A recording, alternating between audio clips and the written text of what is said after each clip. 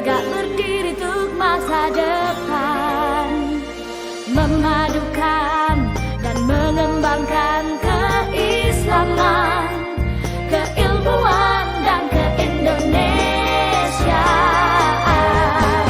Serukan UIN, Sunan Kalijaga, unggul dan terkemuka.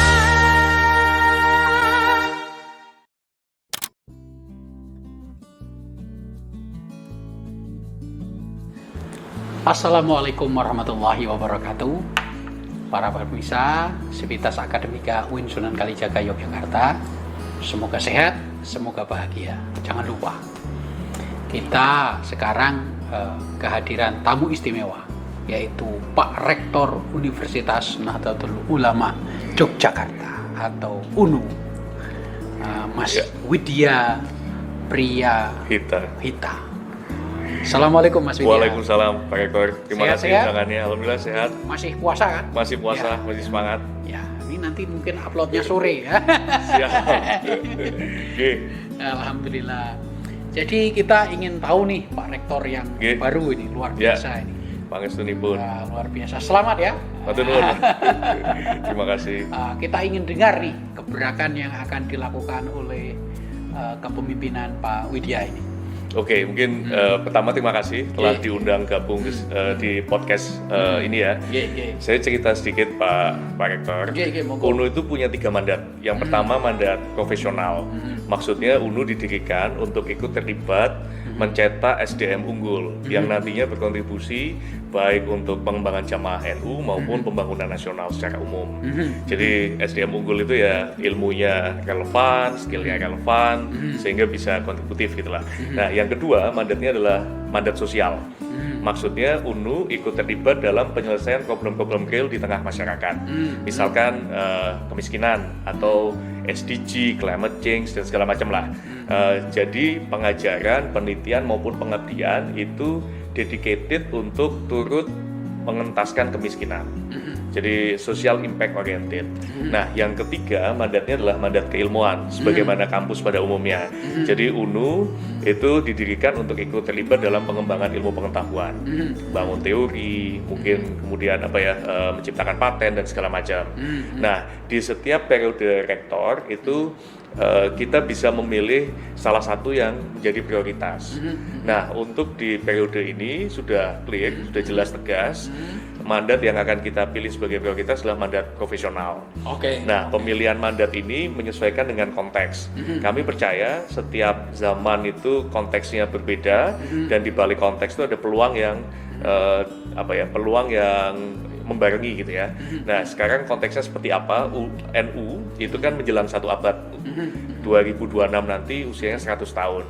Nah, ketika kita refleksikan gitu, kiprah NU itu tak terbantahkan dalam jaga NKRI.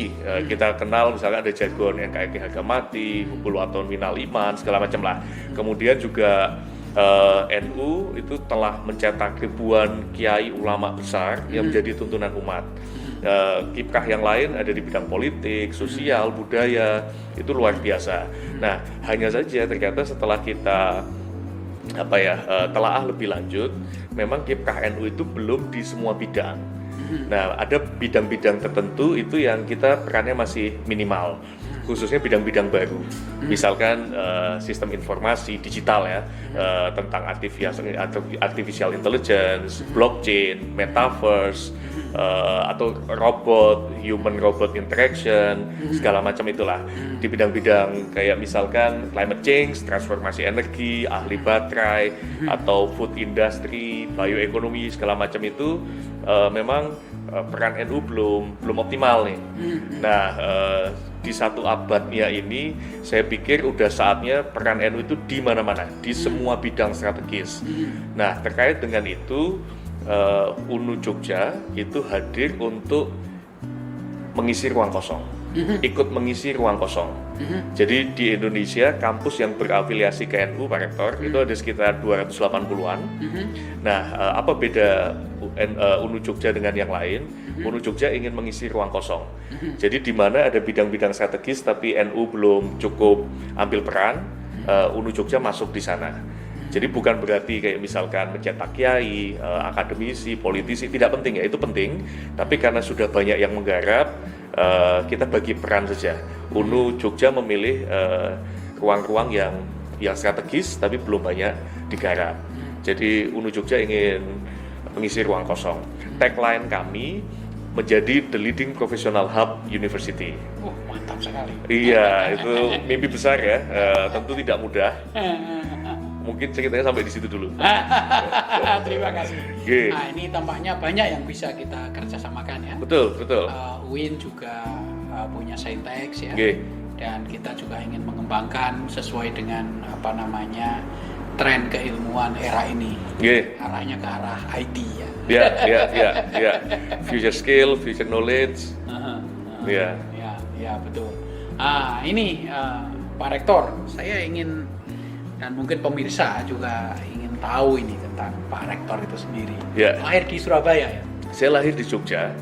Sampai TK di Jogja. Baru kemudian pindah ke Surabaya. Pindah ke Surabaya. Ya. Di Surabaya sampai SMA. SD, SMP, SMA. Saya SMP di SMP 1 Surabaya, SMA 5 Surabaya, terus kemudian kuliah ke Jogja. Balik ke Jogja. Dan kuliah 2 ya? Sempat kuliah 2. UGM sama UIN atau IAIN? Waktu UIN. Sudah UIN ya? Sudah UIN. Filsafat Usuluddin ya? Betul. Jadi Pak Rektor kita adalah alumni UIN Sunan Kalijaga. Aduh, kalau dibilang alumni, sebenarnya di UIN-nya nggak tuntas, Pak. Tapi yang jelas saya di UIN tuh belajar banyak hal. Kayak begitu. Apa saja yang dipelajari? Satu tentu ilmu di kelas ya. Secara akibat filsafatnya UIN itu kan bagus, dosen-dosennya juga bagus, saya belajar banyak hal, ada banyak teori filsafat yang saya pelajari, tapi lebih dari itu saya jadi kenal dunia pesantren. Jadi memang saya nggak punya background pesantren, saya mulai kenal dunia pesantren saat masuk UIN, melalui pertemanan. Mayoritas mahasiswa UIN kan alumni pesantren. Dari sana rasa penasaran muncul, terus ketertarikan untuk masuk ke pesantren dan segala macam.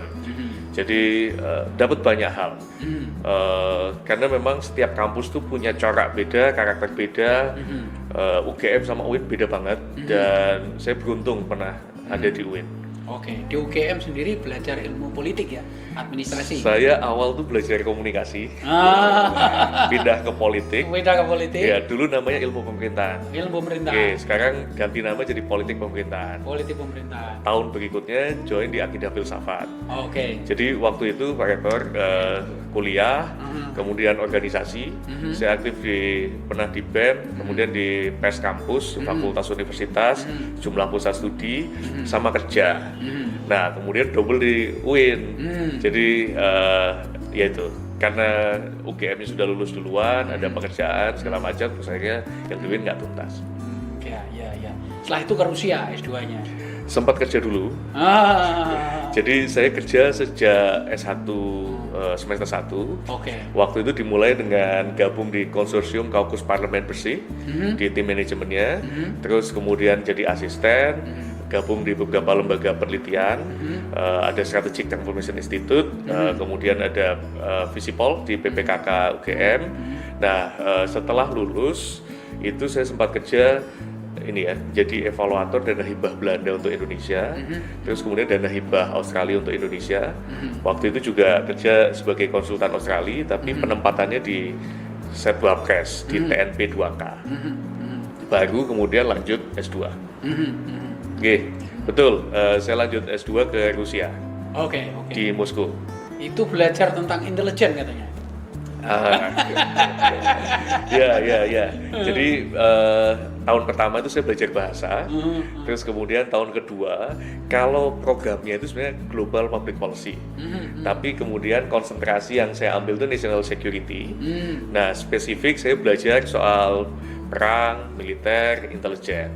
Tesis saya itu membandingkan intelijen Amerika, Rusia, dan Cina. Wah, luar biasa. Iya, jadi judulnya tuh saya masih ingat tuh, The Role of Intelligence Services Within Policy Making Process in the Age of Information. Nah, kebijakannya tentang cyber warfare. Jadi kalau Putin ceramah dalam bahasa Rusia itu paham itu ya? Ya dikit-dikit lah. Ya karena 3 tahun ya di sana ya. Ada ceramah Putin yang sangat terkenal itu, dia bilang ura. Nah, ura, apa itu maksudnya itu? Saya nggak tahu padanan yang pas untuk di Indonesia ya, tapi kayak semangat gitu. Oke. Jadi kayak misalkan lagi menyemangati militer gitu, ura itu kayak apa ya? Bukan hore juga ya, tapi ya hore dalam bahasa mungkin seperti itu. Mongol. Mungkin begitu. Ada Ya. Kebetulan Putin kan semangat juga bahasa Rusianya bagus. Beberapa interview itu dia bahasa Inggris maksudnya bahasa atau Rusia. Bahasa Putin. Rusia. Kalau Putin jelas. Iya betul. Bahasa Jerman. Bahasa Jerman. Iya. Karena penempatan Putin pertama itu di Berlin, Jerman. ya. Iya, betul. Dan dia kolonel ya. Ya. Putin itu memang background-nya intelijen. Jadi banyak yang mengatakan terpilihnya Putin sebagai presiden itu a part of intelligence services. Saya nggak tahu ini terlalu berat Pak Rektor. Mungkin lain waktu kita ngomong. Iya, ini ada kaitannya dengan gitu. UNU kan. Tadi kan yang akan dikembangkan adalah IT. Ya. Nah, saat ini itu kan sudah sangat dekat dunia itu. Betul. Artinya siapa yang dapat informasi, ya dia akan bertindak dengan tepat. Betul. Siapa yang salah informasi, dia akan bertindak secara salah gitu kan. Betul. Inti dari intelijen sebenarnya itu. Jadi kenapa saya belajar intelijen? Saya pikir sebagai ilmu ya, ini tuh manfaat bagi siapapun, profesi apapun. Jadi intelijen itu kan bisa sebagai framework cara berpikir, bisa juga kita pandang sebagai ilmu yang mengkaji aktor. Nah, kalau saya lebih melihat yang menarik itu yang pertama. Jadi ilmu intelijen itu penting bagi kiai, bagi wartawan, bagi dosen, karena pada dasarnya intelijen itu belajar mencari informasi yang cepat, akurat gitu, dan kemudian berbasis informasi tersebut bisa bertindak. Mengambil keputusan. Ya. Nah, dalam hal ini banyak sekali ketika di Berlin ya waktu itu Putin ya. Ketika tembok itu runtuh, saya lihat wawancaranya dalam bahasa Jerman itu. Ya dia Rusia part Jerman ya. Memang intelijen Rusia standarnya agak tinggi tuh. Jadi bahasa minimal biasanya 3 atau 4 bahkan. Ketika dia di demo itu dia keluar tidak sebagai kapten di situ, tetapi sebagai dia dalam bahasa Jermannya ich bin Dolmetscher. Dolmetscher itu translator gitu ya. Dia sebagai translator dan meyakinkan pada para demonstran, saya ini translator loh ya. Kapten saya ada di dalam gitu. Dan mereka percaya gitu. Ya itulah intelijen ya. Luar biasa ini. Ya, dan saya kira ini tetap berkaitan ya antara pengembangan kampus, informasi dan tindakan yang tepat dan juga keputusan, kebijakan yang tepat ya. Sebenarnya Pak Rektor, saya itu mulai agak geser ya. Jadi gesernya saya itu ketika kembali ke Indonesia, saya sempat waktu itu memang bantu di UNU diminta bantu oleh Pak Purwo, Pak Rektor yang sebelumnya, beliau dosen akademik saya, udah seperti orang tua, dekat sekali, bantu-bantu dulu siap gitu. Nah waktu itu saya resign, kemudian diminta oleh Pak Pratikno Mensesnek untuk bantu beliau. Nah sebenarnya mulai gesernya itu di situ. Jadi waktu itu saya bantu beliau sebagai staf personal. Tugasnya itu sebenarnya hanya belajar, Pak.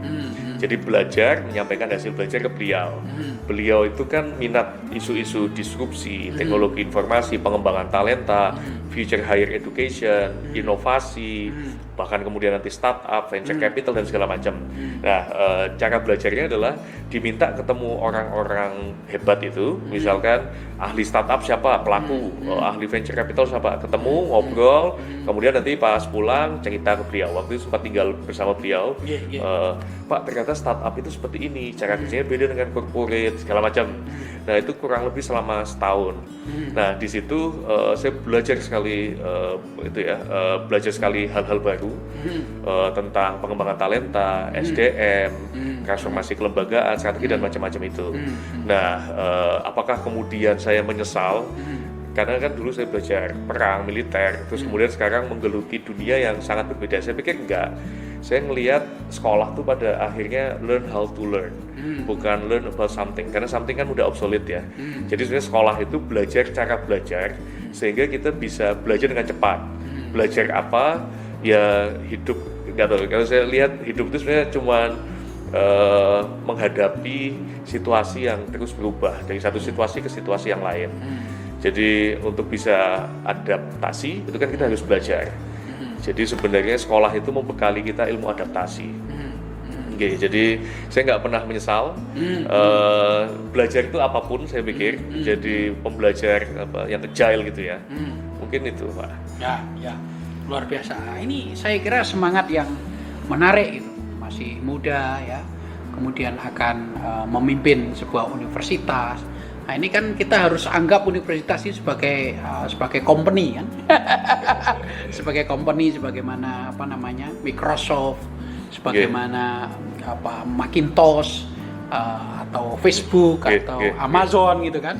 Ya sekarang yang diperlukan kan CEO yang seperti itu ya, bukan model lama yang sangat karismatik, yang sangat otoritatif itu enggak kan ya. Cuman mungkin sebagai lembaga pendidikan kampus punya karakter yang khas Pak. Saya pikir secara tata kelola perlu dikelola itu ya dengan cara-cara company atau bahkan startup ya, lincah supaya progresivitasnya tinggi gitu. Tapi sebagai lembaga pendidikan dia tetap punya misi, misi kemanusiaan. Meningkatkan intelektualitas masyarakat segala macamnya itulah yang itu tidak bisa sepenuhnya dibawa ke arah korporat yang sangat profit oriented dan sangat kompetitif betul kapital ya. Jadi bayangan saya kampus itu tetap ruh lembaga pendidikan, tapi dari sisi ruh keilmuan, tapi dari sisi cara pengelolaan dalam menjalankan misi itu memang kita harus belajar dunia korporat yang lari kencang, dunia industri, startup, ya. Ya, saya kira nanti akan lain, akan lain ya. Dan kita UIN Sunan Kalijaga siap bekerja sama. Dengan senang hati. Apalagi Pak Rektor juga kuliah di UIN Sunan Kalijaga kan, Fakultas Usuluddin, dan saya sendiri juga alumni Usuluddin. Artinya sangat dekat ya. Saya kira begitu. Terima kasih banyak waktunya. Matur sangat. Sukses. Mumpung ini banyak yang nonton ya. Ya, oke, silakan. Para pemirsa, saya mohon dukungannya. Baru 10 hari aktif sebagai Rektor UNU. Mohon doa restunya, pangestunipun. Mudah-mudahan UNU bisa semakin maju dan manfaat. Dan cita-cita sebagai the leading professional hub university dapat tercapai. Amin. UNU siap untuk berkolaborasi dengan siapapun, termasuk tentunya dengan kampus kebanggaan bersama UIN Yogyakarta. Terima kasih. Matur Pak Rektor. Para pemirsa, jangan lupa sehat-sehat selalu, bahagia. Jangan lupa berolahraga. Kalau diet jangan terlalu ketat ya. Saya kira itu. Assalamualaikum warahmatullahi wabarakatuh. Waalaikumsalam.